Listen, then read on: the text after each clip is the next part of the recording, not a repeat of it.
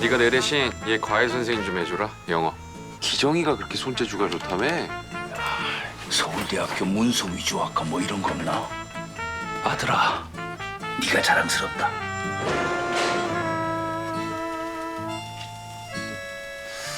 그 집 사모님이 뭐랄까. 실전은 기세야. 그동안 미술쌤도 여러 명 바꿔가면서 해봤는데요. 하나같이 한 달은 못 버티더라고요. 제가 사람 하나가 휙 하고 떠올랐는데. 어머, 너무 궁금하네요. 어떤 분이실까? 아 잠깐. 제시카 외동딸 일리노이 시카고 과 선배는 김진모 그는 이사촌.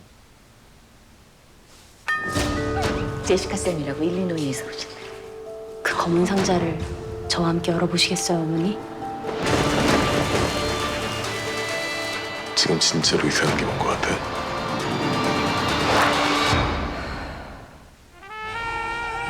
계획이 뭐예요? 앞서 화면에서 보신 것처럼 이 영화 기생충은 전원 백수인 기택네 장남 기우가 이 고액과의 면접을 위해서 박 사장네 집에 발을 들이면서 시작된 두 가족의 만남이 걷잡을 수 없는 사건으로 번져가는 이야기를 그리고 있습니다. 기생충, 이 제목부터 뭐 살짝 법률적으로 좀 문제가 많을 것 같다는 느낌적인 느낌이 들긴 하는데요. 자, 먼저 기생충 하면 가장 먼저 떠오르는 범죄자 하면 그 인물이 바로 기우 역할을 맡았던 최우식 배우가 아닐까 싶습니다. 기우라는 인물이 친구로부터 고액 과외 자리를 소개받아서 이 삼수생인데 명문대생으로 신분을 속이고 영어 과외 교사로 취업을 하게 되잖아요. 그 장면 굉장히 중요해서 한번 준비했거든요. 함께 보실까요? 네가 내 대신 얘 과외 선생님 좀 해주라. 영어. 기정이가 여기서 그렇게 손재주가 친구한테 좋다며? 발자를 소개를 받았었죠. 서울대학교 문서 위조학과 뭐 이런 거 없나? 아들아, 네가 자랑스럽다.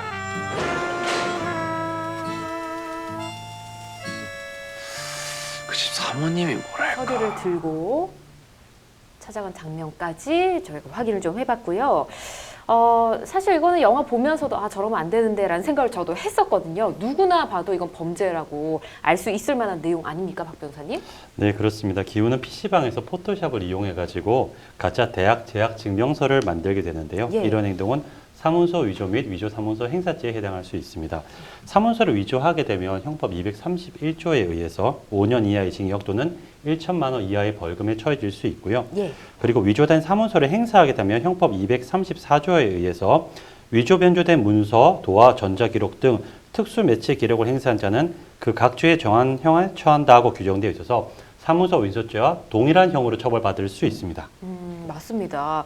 자, 그러고 난 이후에 기우에 이어서 기정, 기택, 충숙 가족들이 차례로 이 박 사장네 부잣집에 경력을 속이고 취업을 좀 하게 되는데 허위로 된 자격이나 경력을 내세워서 취업을 하게 되는 거잖아요. 이것도 범죄잖아요. 그렇죠? 네, 맞습니다. 뭐 일상적인 용어로는 뭐 취업 사기 뭐 이런 표현을 할 수도 있겠는데 예. 일단 법적인 관점에서는 업무방해죄가 문제될 수가 있습니다. 업무방해죄. 네, 위계에 의한 업무방해죄라고 이제 표현을 하는데요. 예. 왜냐하면은 자신의 어떤 주요 경력이나 어떤 취업을 할 때 반드시 본질적으로 이제 사업주에게 알려야 되는 부분을 속이고 예. 취업을 했을 때는 그 사업주에 대한 관계에서 그 고용에 관한 업무를 방해했다고 볼 수 있거든요. 그래서 이 경우에는 위계의 방법, 그러니까 속였다는 거죠. 위계에 의한 업무방해죄가 성립될 수도 있다. 이렇게 보면 좋겠습니다. 알겠습니다. 위계에 의한 업무방해죄. 네네. 그리고 앞서 뭐 사문서 위조, 사기죄 정말 다양한 종류의 범죄가 등장을 하는데 상해죄를 저지른 인물이 또 있다고 하거든요. 박 변호사님 누군가요? 예, 기우와 기정인데요. 어. 그분들은 이제 상해죄도 추가될 수 있을 것 같습니다. 예. 이 기우와 기정이 가사 더위미가 복숭아 알레르기가 있다는 사실을 알고서 복숭아 털이를 날리는 장면이 있습니다. 일부러 좀 날리잖아요. 네, 그래서 예. 누군가 음식 알레르기가 있다는 사실을 알고도 고의로 그 음식에 먹여서 그 사람의 신체적 기능을 훼손하게 했다면은 상해죄로 처벌받을 수 있습니다. 상해죄에 해당하게 되면은 7년 이하의 징역, 10년 이하의 자격 정지 또는 1천만 원 이하의 벌금으로서 그 처벌 수위가 결국 가볍지가 않습니다. 맞습니다. 그 부분을 또 생각을 못 했었네요. 자, 그런데 저는 다른 건 몰라도 남의 집에 좀 그렇게 들어가서 뭐 돈도 벌지만 사람 없을 때 뭐 춤도 추고 놀기도 하고 가족끼리 그랬잖아요. 아, 그 좀 잘못된 행동이 아닐까 조마조마하면서 봤거든요. 주거 침입죄에 해당하지 않을까 생각을 좀 해보는데 어떻게 보면 또 그 집에서 일하는 사람이니까 네네. 그 집에 들어가도 될 것 같기도 하고 어떻게 봐야 될까요, 강 변호사님? 그 기생충에 등장하는 인물에 따라서 약간 구분해서 말씀드릴 수 있을 것 그래요? 같아요. 예. 그 안에서 가정부 역할을 하셨던 분, 가정부로 취업하셨던 분은 예.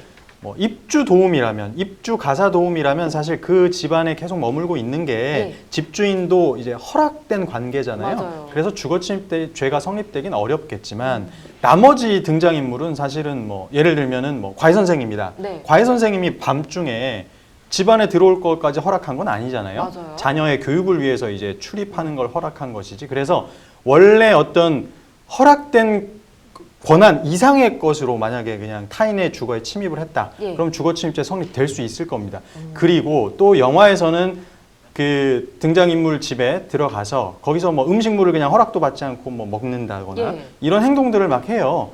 그 경우에는 사실 야간 주거침입 절도죄 여부도 또 문제될 수 있습니다. 그쵸. 왜냐하면 밤중에 타인의 주거에 침입을 해서 타인의 재물인 어떤 음식물을 그냥 허락도 없이 그냥 먹어버렸다. 네. 그러면 야간 주거 침입 절도도 경우에 따라서 이 사건에서 이 영화에서 성립될 수도 있겠다. 이런 생각을 했습니다. 맞습니다. 아, 보면서 조마조마했는데 역시나 범죄네요. 네. 자, 그런가 하면 영화가 개봉됐을 당시에 이 등급 때문에 좀 논란이 일기도 했습니다. 생각을 해보면 생각보다 수위가 좀 높은 장면이 나오긴 했었거든요. 그래서 이게 15세 판정을 받아도 되냐 이런 논란들이 있었는데 저희가 그래서 영화 등급이 또 어떤 기준에 의해 나눠지게 되는지 이 시간 통해서 한번 알아보도록 할까요? 네. 그 영화의 상영 등급 분류 제도라는 게 있습니다. 예. 영화 및 비디오물의 진흥에 관한 법률, 약칭으로는 영화 비디오법이라고 하는데 거기에 근거를 두고 있는데요. 네. 영화 비디오법에 따르면 영화업자는 영화 상영 전까지 통상 영등위라고 불리는 영상물 등급위원회로부터 상영 등급을 분류받아야 되고요. 네. 영화 상영 등급은 전체 관람가, 12세 관람가, 15세 관람가, 청소년 관람 불가, 제한 상영가 등 5가지로 나뉘게 됩니다. 예. 등급 분류는 주제, 선정성, 폭력성, 대사, 공포, 약물, 모방 위험 이런 여러 가지 요소들에 따라 결정되고 각 요소에 대해서 낮음부터 매우 높음에 이르는 총 5단계로 나뉘게 됩니다. 영상물 등급위원회는 기생충에 대해서 중간 단계인 다소 높음이라는 평가를 내놓았다고 하는데요. 그 이유는 노출된 하반신의 접촉이 구체적으로 묘사되지 않았다는 점, 그리고 성적 행위를 나타내는 장면이 있지만 이를 간접적으로 표현하거나 간결하게 했다는 점, 그리고 성적 외모나 성에는 옷을 착용한 상태라고 하더라도 예. 간결하고 짧게 표현됐다는 것, 이런 이유들을 제시했다고 합니다. 그렇군요. 여기 판정 이유 보니까 뭐 틀린 말은 없는 것 같다 또 이런 생각이 들기도 하네요. 자, 오늘 영화 기생충을 법률적으로 아주 재미있게 재해석해 봤습니다. 시청자 여러분께서도 영화를 보시던가 아니면 뮤지컬 혹은 뭐 책을 읽으시더라도 이게 법적으로 맞는 부분일까? 이런 생각이 드시는 부분이 있으시면 저희 법률방송 홈페이지에 그 내용을 남겨주시기 바랍니다.